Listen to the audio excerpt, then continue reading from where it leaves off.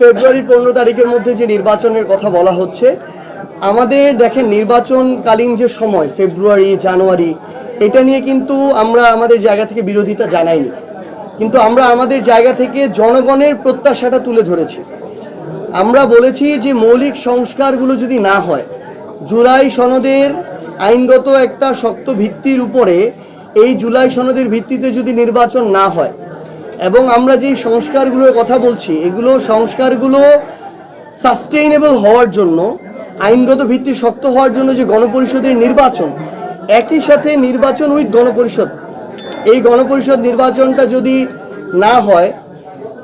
এত বড় যে একটা গণহত্যা হলো, এটার যদি আমরা ন্যূনতম বিচারিক প্রক্রিয়ার দৃশ্যমান রায় আমরা না দেখতে পাই, তাহলে আপনি যেই সময়সীমায় বলেন না কেন, সেই সময়সীমা এটা জনগণের আকাঙ্ক্ষার সাথে প্রতারণা, আমরা আমাদের জায়গা থেকে এটা মনে করি।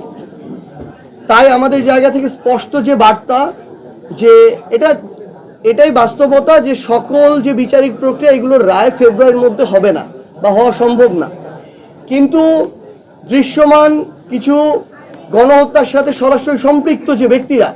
শেখ হাসিনা, কামাল থেকে শুরু করে আরাফাত, পলক থেকে শুরু করে যারা ছিল, এই ফ্যাসিস্টদের সবচেয়ে বড় যারা বাহক ছিল, ধারক ছিল, তাদের রায় কার্যকর কিংবা রায় প্রকাশিত হওয়ার পূর্ব পর্যন্ত অন্তর্বর্তীকালীন সরকার ওই প্রক্রিয়ায় তাদের জায়গা থেকে জনগণের আকাঙ্ক্ষার বিপরীতে যেতে পারে না। সো নির্বাচনের ফ্রেম নিয়ে আমাদের সমস্যা নেই, ফেব্রুয়ারি 15 তারিখের মধ্যে হলেও সমস্যা নেই, কিন্তু আমরা যেটি বলছি এই বিষয়গুলোর মধ্য দিয়ে ওই জায়গায় যেতে হবে। আর দামির কথা বলেছেন ভাই, আমরা স্পষ্ট করে একটা কথা বলি, 24, 18, 14 নির্বাচনে যারা অংশগ্রহণ করে সুবিধা ভোগ করেছেন, আমরা আমাদের জায়গা থেকে এটা মনে করি, যারা ওই জায়গায় পুরো সময়টি থেকে সকল সুযোগ সুবিধা নিয়ে আওয়ামী লীগকে সরকারি দলের বৈধতা দিয়েছেন, তাদের আগামী নির্বাচনে অংশগ্রহণ করার কোনো অধিকার নেই। সো এখানে আমাদের অবস্থান স্পষ্ট। এটা আমরা আওয়ামী লীগের প্রশ্নও বলেছি, আমরা জাতীয় পার্টির প্রশ্নও বলেছি, যে তাদের বিচারিক প্রক্রিয়ার মাধ্যমে নিষিদ্ধ করার দিকে তাদের পথ, এবং দলগতভাবে এই আওয়ামী লীগের বিচার হতে হবে, এবং তাদের যারা বৈধতা দিয়েছে তাদেরও এই বিচারিক প্রক্রিয়ার মধ্য দিয়ে যেতে হবে। সো এই ক্ষেত্রে ডামি বলেন আর অ্যাকচুয়াল বলেন, যারা এই নির্বাচনগুলোতে অংশগ্রহণ করে এমপি হয়ে ফ্যাসিস্ট কাঠামো তৈরিতে সহযোগিতা করেছে এবং সকল সুযোগ সুবিধা নিয়েছে, তারা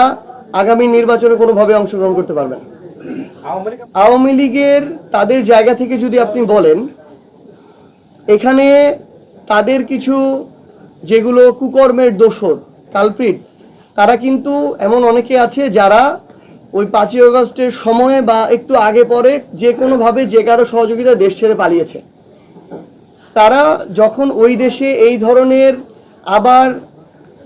অনাকাঙ্ক্ষিত এই ঘটনাগুলো সৃষ্টি করছে, আমরা মনে করি বাংলাদেশের পররাষ্ট্র মন্ত্রণালয়, অন্তর্বর্তীকালীন সরকার, তাদের পক্ষ থেকে ক্লিয়ারলি এই বিষয়ে অ্যাকশনে যাওয়া প্রয়োজন, এবং তাদের জায়গা থেকে আমরা দৃশ্যমান পদক্ষেপ প্রত্যাশা করি, যেটা নিতে তারা এখন পর্যন্ত ব্যর্থ হয়েছেন। মাহফুজ আলম ছাত্র উপদেষ্টা, তিনি যখন এরকম একটা ঘটনার মধ্য দিয়ে যান, পরবর্তীতে আপনি যখন আবার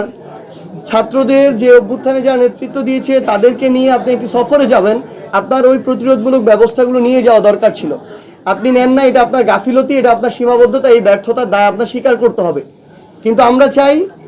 এর পরবর্তীতে শুধু দায় বহন করে আর বিবৃতি দিয়েই যেন আপনার পদক্ষেপ শেষ না হয়ে যায়। আপনাদের স্পষ্ট এগুলোর বিরুদ্ধে দৃশ্যমান ব্যবস্থা নিতে হবে, আমরা সেটার দিকে তাকিয়ে আছি। আর